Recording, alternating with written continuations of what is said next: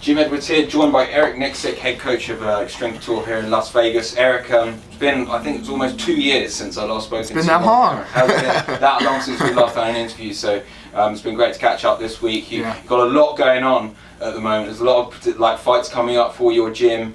Let's start off with, I guess, this weekend. You've got Bryan Caraway, Cody Stamann.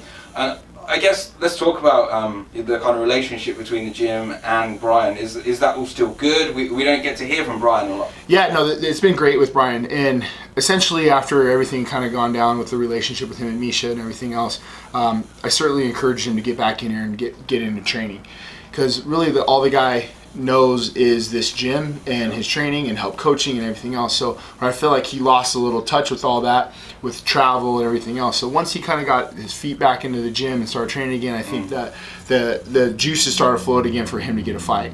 You know, so it's been good. It's been great having him back in for sure. So how long has he kind of been back in the gym every day, kind of working like with you guys, like because as I said, like we just haven't heard from Bryan for ages. Right. Well, essentially he'd probably been training because we started training for the Luke Sanders fight a while back, and then he had the injury, and then Coach Falls had passed away. So I mean, with all that in combination, we didn't really know what we were going to get out of Bryan. And then the last we had spoke, I just told him, I was like, look, we got to start making a run at something, whatever it is. And I don't care what you decide to do. Let's focus on something and let's get after it. And what just so happened to come up was we got offered the fight, and I said, there it is, man. Let's put our nose to the grindstone and start working.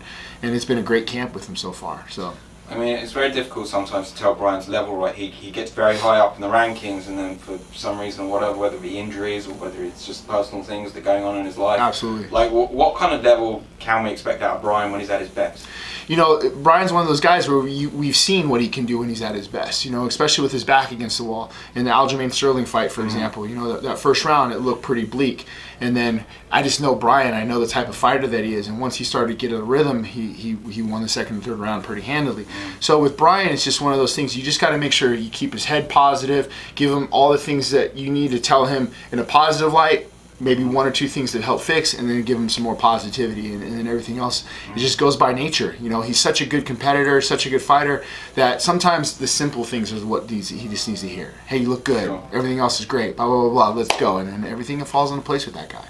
So how's the kind of dynamic now between, I guess, now we know the dynamic between you guys and Bryan, like what about Miesha? Is Miesha still, I know she's obviously pregnant and off doing her own thing and retired, but is she still friends with the gym? Yeah, absolutely. Miesha's in here at least once or twice a week, you know, obviously with her being pregnant, and then she dates one of our teammates, Johnny Nunez. So, yeah, the relationship is at first we didn't know really how things were going to work out, but to be quite honest with you, everybody's been adult about the situation. Bryan and Miesha are cordial, Johnny and Bryan are cordial. You know, it's a unfortunate situation, but it is something that happened, and I'm just glad everybody's adult about it. Sure, so let's go back to the fight. What do you think we can expect from this one with Bryan? Cody's been on a bit of a run since he's been in the UFC. He's a good kid. He looks like he's got a lot of potential, but it's this the situation where he comes up against the guy that just has way more experience. Correct, and you know, Cody's trained here. He's an unbelievable kid. In my opinion, probably should have been in the UFC a lot sooner. You know, and stylistically, man, it's a great matchup. And I've been watching Cody for a long time. Big fan of his. He's a great kid.